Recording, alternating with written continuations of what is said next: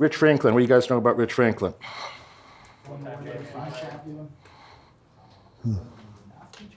Yeah. Oh, look at that. Look at that. They know you're smart too. Well, I wouldn't go that far, but educated at least. Yeah. Yeah. One of the first guest speakers when I came to my first event, March, I believe. Oh, you were at that one? Yeah, it's a couple of years ago. Yeah. Okay. Yeah. So it's good to see you back. It's good to see you back. Lives life most freer independently, more intentionally than anyone. You know that was a nice compliment. You know, what they're saying. That was a couple of years ago, and you said something so nice that it's one of those beautiful compliments that that you really like, because it's something that you think about yourself. You know, when somebody can nail something that's like true and sincere about your own thoughts. I said something nice. It wouldn't be obvious to the other person. You had that on record? I don't remember. We got a video somewhere. No, you made a comment. You said that you traveled. The way that I recall it is that you had traveled a lot of places and met a lot of people, and you can't recall somebody that you see live their life more on their terms. Oh yeah. Than I do. And I thought that was such a, I had that thought in my head 30 years earlier, and I wanted to build my life that way. It's a true statement. It's not, even today, it's just true. Yeah. You know, Derek's one of these people that the way he set up his lifestyle, he's passionate about his work, so it's very difficult. I tell people this all the time. My first love for the thing that I wanted to do for work was competition, competing. Because if I wanted to do something else in life, I would have chosen that very thing, and I didn't. I chose fighting as my profession, and so when I had to give that up, and we move on mentally. I don't have the same desires to train the same way that I did when I was competing. I don't want to be in the gym 6 hours a day and doing that extra round of conditioning when my coach is yelling at me. But anything that I decide to do at this point in my life is at best, my second most favorite thing, whatever it is that I do. And so Derek enjoys what he does from a financial perspective, like investment strategies and running these kind of courses and things like that. But he also used that and said, well, how do I want to set my life up? And he set his life up in a way that all the hobbies that he wants to do, which are pretty much training and lifting and whatever else is included in that, is incorporated into his life. And not only does he incorporate it into his life, like it is part of his free time, but he has managed to figure out a way to incorporate it into his business so that it works for him very intelligently. It's actually quite amazing. Like meeting Derek and the way that he does things, like, oh wow, this is genius, truly. I took a marketing class 100 years ago in undergrad called Integrated Marketing Communications, and it talked about that you should have the same brand messaging. Things have to be consistent across platforms. That if you're going to have a television ad or a radio ad or a billboard or in modern times an internet ad, there has to be a consistent branding and a consistent message amongst these things. They have to be synergistic together and not contradictory to each other. Yeah. And I kind of thought about some of the lessons of that marketing class, and also some different philosophic stuff that I put half of the room to sleep if I talked for an hour and a half of all the little philosophy tidbits that coincide with that general thought. And I'm like, if you really want to build your life in a way that's like sustainable, that things have to be synergistic and support each other, and they certainly can't be contradictory or take away from each other, or you're going to really have a frustrating time and not be very good at stuff. And if you want to be good at the various things, you have to find a way to make all the systems work together, Yep. So I've tried to do exactly what you said with that thought in mind of like, if something would be, and we talked about this earlier today, if something would be out of character or off brand for me, or and kind of this brand is kind of really my personality, or my identity. They're like kind of like a nerdy business guy that's like into a few other kind of intense or tough hobbies but I just think about business stuff all day and solving problems, different ways of solving problems. You do too, Yeah. You and I sit around and we solve problems and tell each other stories about solving problems and laugh about the problems we solved and lament some other ones and exchange some high-level strategies on how to solve some future problems. And I think both of us are kind of fascinated with that, and in many cases in the same ways and in a few different ways.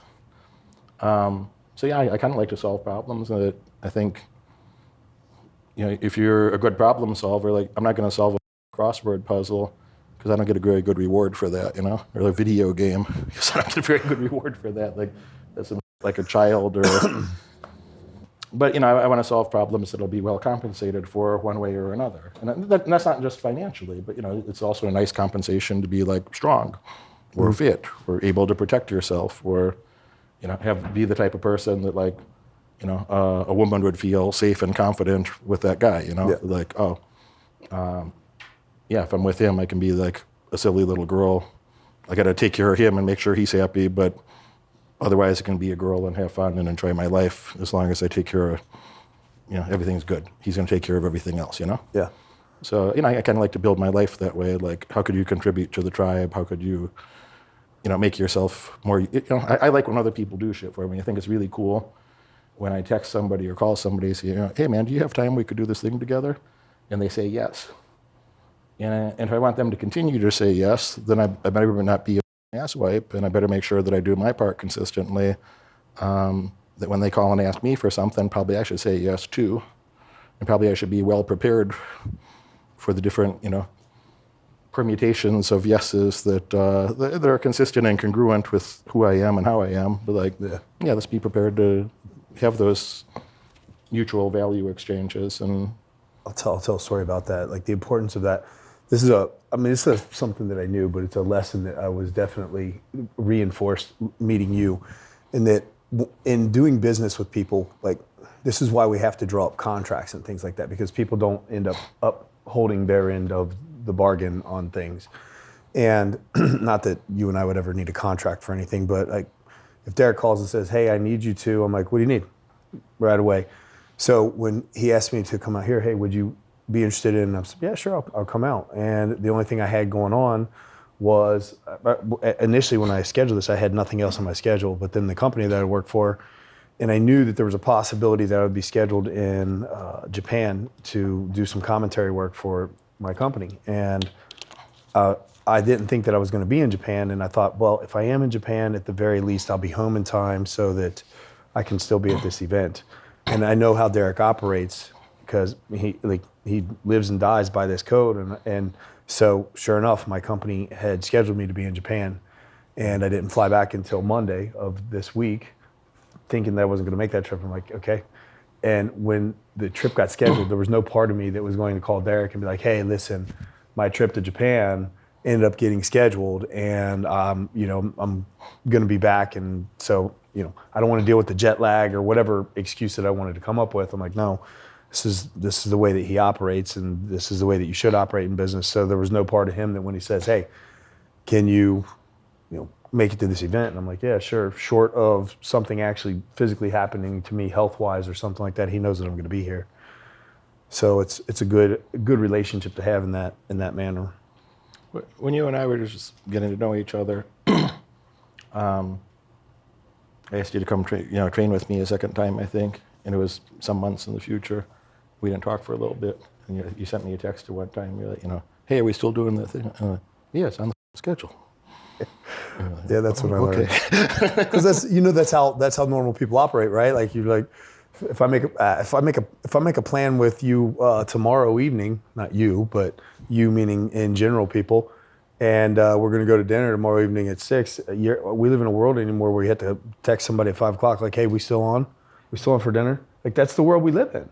This is how reliable people are, and so I know that if I put something on my schedule, and if we said something about November. I don't remember if we actually put a day down or not. I can't remember at this point. But if it is, it's on my schedule. It's on my calendar. Yeah, I haven't looked at my calendar, but if it's on his calendar, I can not talk to him until, if I'm supposed to see him November 20th, I cannot talk to him until like the 19th, when suddenly my ticket, like my airline ticket, is booked, and I get a text like, here it is, and I know that it's going to be there. I don't have to check in, is my point, because I know that what was said is done.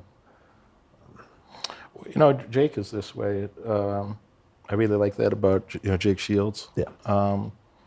If we make a plan, if I make my schedule for a year, he comes over every 4 weeks.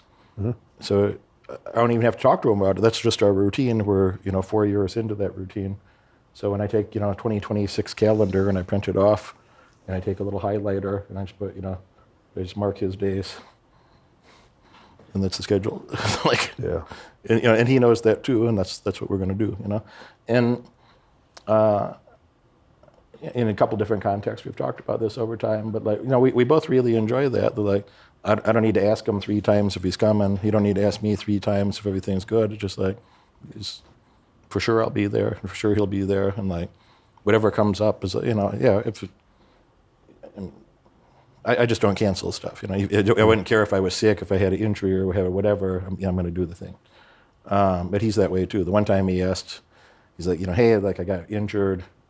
He's like, I'll come, but I'm not going to be able to train hard like we normally do, and I don't want you to be disappointed. And I'm like, yeah, come. Like we'll sort it out. It's like, if it's a serious thing, I'll understand if you don't, and if it's not a serious thing, then come and we'll make the best of it. It's on the schedule. Let's do it. And this is like, I don't know, 12 hours before his flight. He got like hurt that day training with somebody.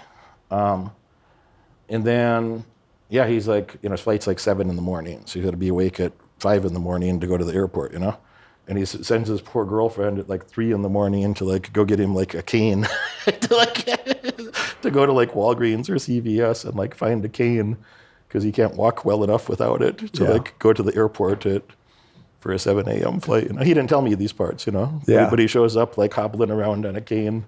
And he's like, we're there for like, grappling training. Like I would do it. Oh, Lord. And we did great, We just, obviously a lot of review and, light positional training and talking about philosophies and but I like those things, and I'd rather do that than, I don't like to miss things. I don't want to do that. Look, once you're on your back working from guard or side mount, you really don't need your legs to be able to walk Don't around. even need all that. Overrated. Tendons are overrated, ligaments. Yeah, exactly. A lot of doctors don't know that you got ligaments in your body, you don't even need all of them. Don't even need all of them. I got a couple of them broken, still doing fine. I still function. Yeah. Yeah. Yeah. There you go, doctor. Now you know. Now you know. You watch this video all the way through, and that tells me you're dedicated to learning more and earning far above average outcomes in your life. Congratulations for that. But now it's time to take action. If you could have earned those results by yourself, you would have done it already. My head coach has opened up a few spots on his high-demand calendar for an in-person, one-on-one strategy session to help you. On this call, we'll give you the pragmatic advice that you can implement tonight to get laser-focused on the right metrics and leave mediocrity far behind in your past. Click that link right now in the description below and apply for your call immediately. Do it now.